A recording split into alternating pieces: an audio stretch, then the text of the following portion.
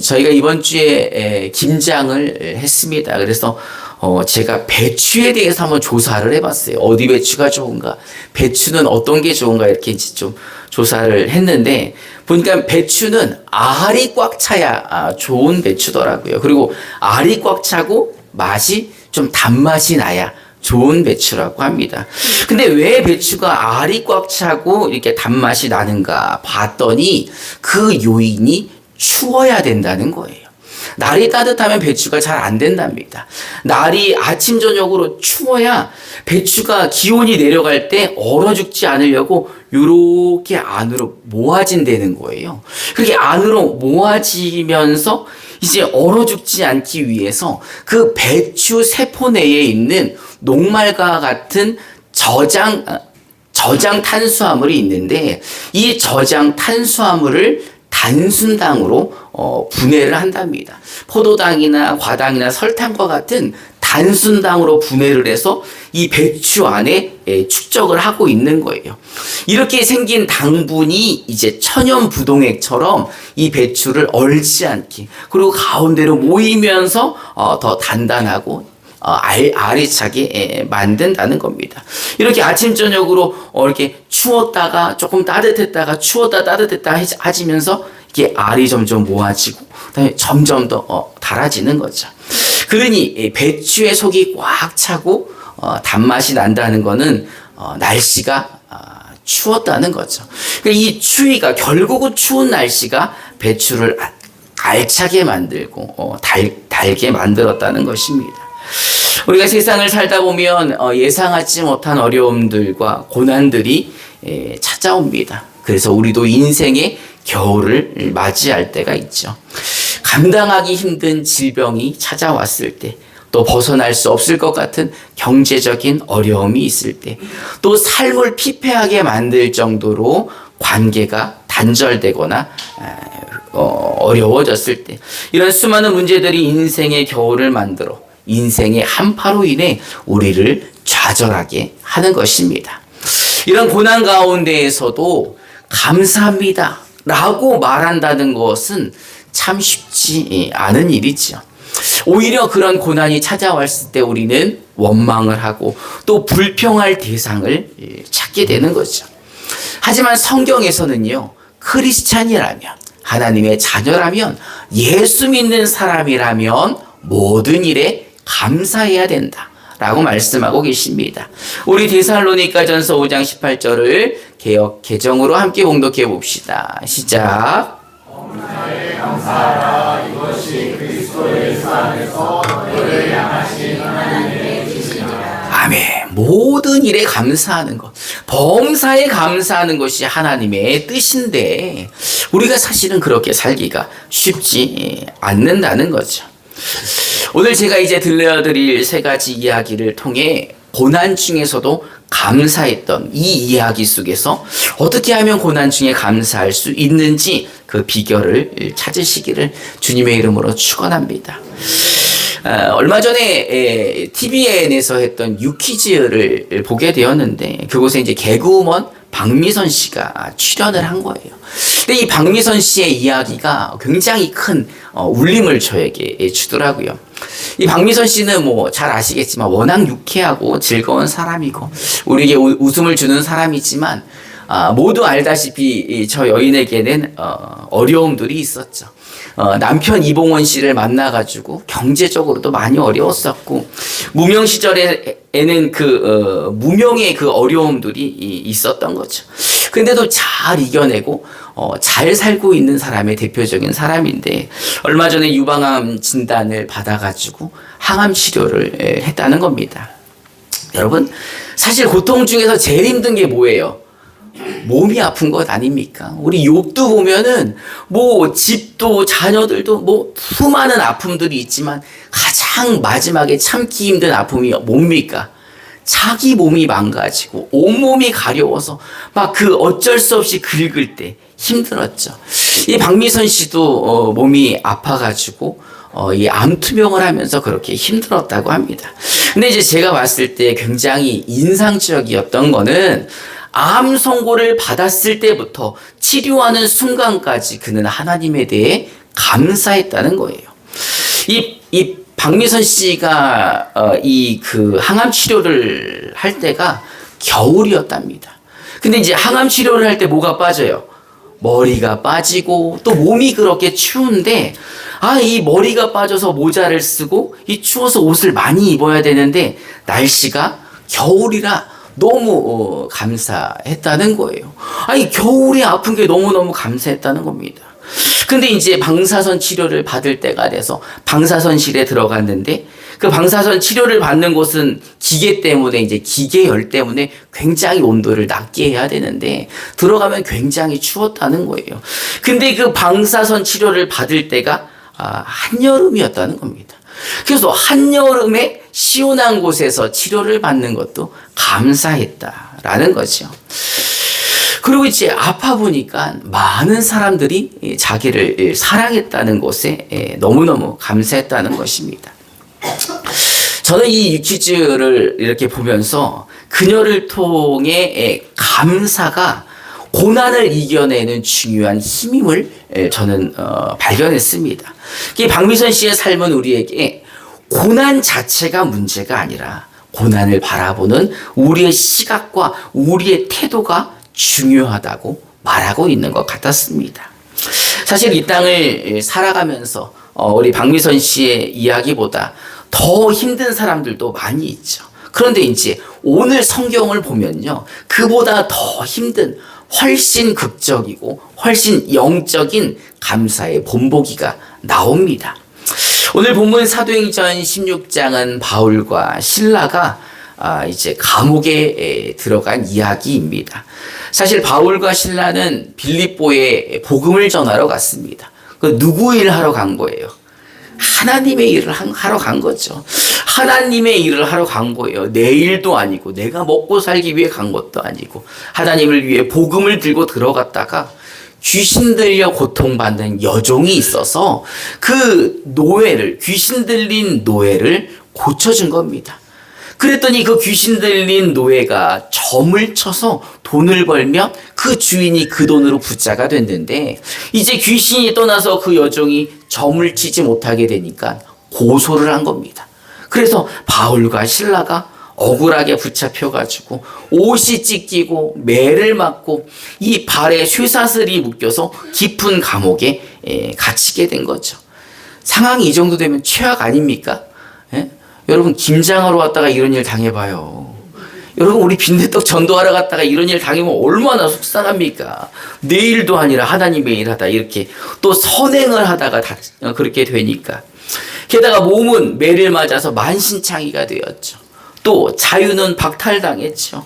그리고 미래는 보이지 않아요. 내일 아침이면은 왠지 모르게 죽을지도 모르는 불안함.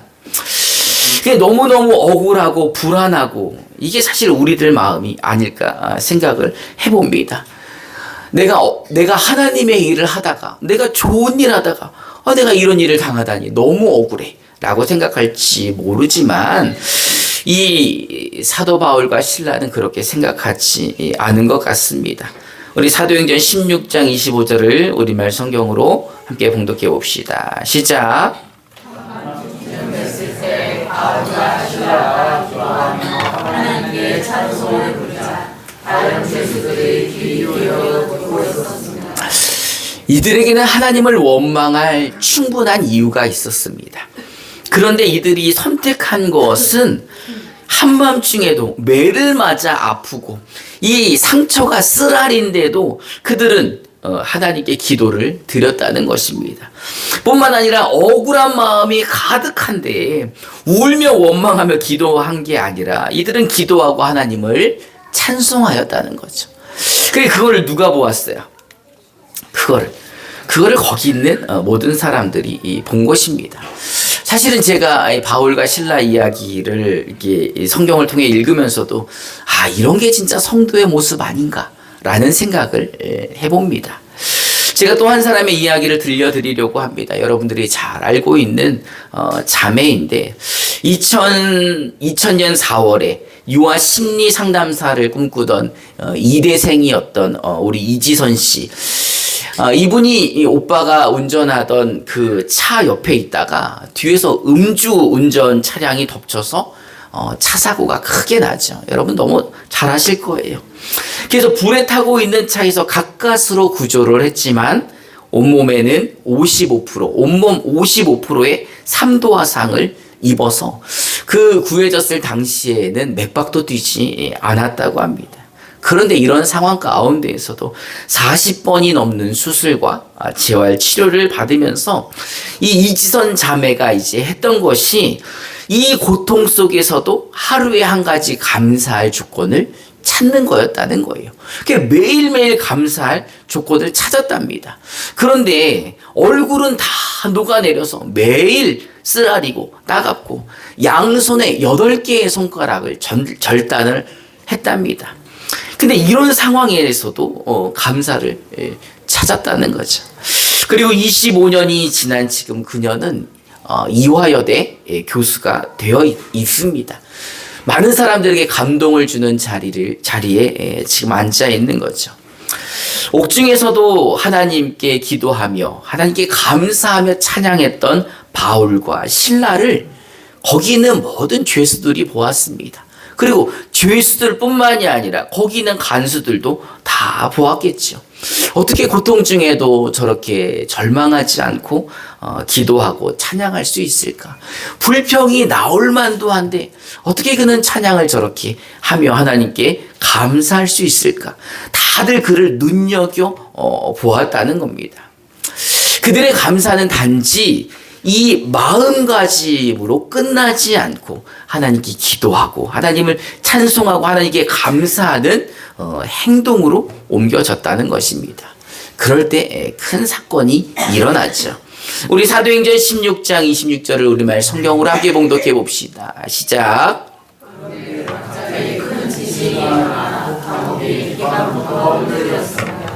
곧바로 감문이 모두 열리고 죄수들을 묶고 있던 쇠사슬도 다 풀렸습니다. 아멘. 하나님께서 큰 지진을 일으키셔서 그들 발에 있던 쇠사슬이 다 풀려지고 감옥 문이 활짝 열렸다는 것입니다.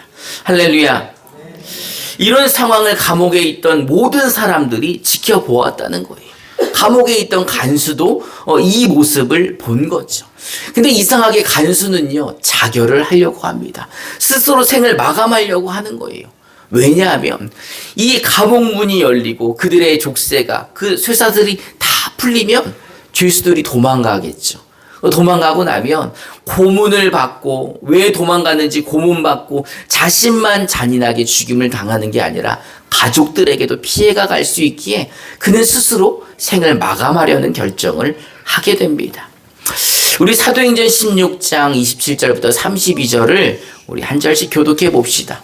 제가 먼저 27절을 봉독하겠습니다. 간수가 잠에서 깨어서 옥문들이 열린 것을 보고는 죄수들이 달아난 줄로 알고 칼을 빼서 자결하려고 하였다. 그때 바울이 큰 소리로 그들은 스스로 몸을 해치지 마시오. 우리가 모두 그대로 있어 하고 외쳤다. 간수는 등불을 달라고 해서 들고 뛰어들어가 무서워 떨면서 바울과 실라 앞에 엎드렸다. 그리고 그들을 바깥으로 데리고 나가서 두 선생님께 어떻게 해야 구원을 얻겠습니까? 하고 말하였다. 그들이 말하였다. 주 예수를 믿으십시오. 그러면 그대와 그대의 집안이 구원을 얻을 것입니다. 그리고 하나님의 말씀을 간수와 그의 집에 있는 모든 사람에게 들려주었다. 아멘. 바울과 실라의 감사와 또 감옥에서 일어난 사건들을 통해 그 간수와 그의 가족들이 모두 구원받는 놀라운 역사가 일어나게 된 것입니다. 바울과 실라의 옥중의 감사는 단순한 탈출을 넘어서 한 영혼과 그들의 가족까지 그들의 집안 모두를 구원하는 하나님의 크신 역사를 이룬 것입니다. 할렐루야. 감사는 기적의 열쇠입니다. 여러분, 박미선 씨와 이지선 씨 그리고 바울과 실라의 이야기는 사실 우리에게 중요한 영적인 가르침을 주고 있습니다. 고난은 피할 수 있어요, 없어요? 고난은 피할 수 없습니다. 하지만 감사는 할 수 있어요, 없어요? 여러분, 고난은 피할 수 없지만 감사는 우리의 선택이라는 것입니다. 감사는 단순히 좋은 일이 있을 때만 하는 것이 아니라 고난 중에서도 감사를 해야 하는 것입니다. 왜 고난 중에도 감사를 해야 합니까? 왜냐하면 하나님이 우리와 함께 계시기 때문인 것입니다. 우리와 함께 계심을 믿는다면, 그 하나님이 나를 인도하심을 믿고 신뢰한다면 당연히 감사가 나와야 하는 것 아니겠습니까? 고난 중에 감사는 하늘문을 열고 기적을 불러오는 기적의 열쇠이며 강력한 우리들의 영적 무기인 것입니다. 오늘 여러분들의 삶의 감옥문은 무엇입니까? 여러분, 경제적인 어려움으로 힘들어 하십니까? 아니면 해결되지 않는 관계가 여러분들을 어렵게 만들고 있습니까? 아니면 질병이 여러분들의 삶에 무거운 짐이 되고 있습니까? 바울과 신라처럼, 그리고 고난 속에서도 감사를 잊지 않았던 박미선 씨, 그리고 그 고통 가운데에서도 감사를 찾았던 이지선 씨처럼 우리도 고난의 한가운데서 하나님께 감사와 찬송을 올려드리기 바랍니다.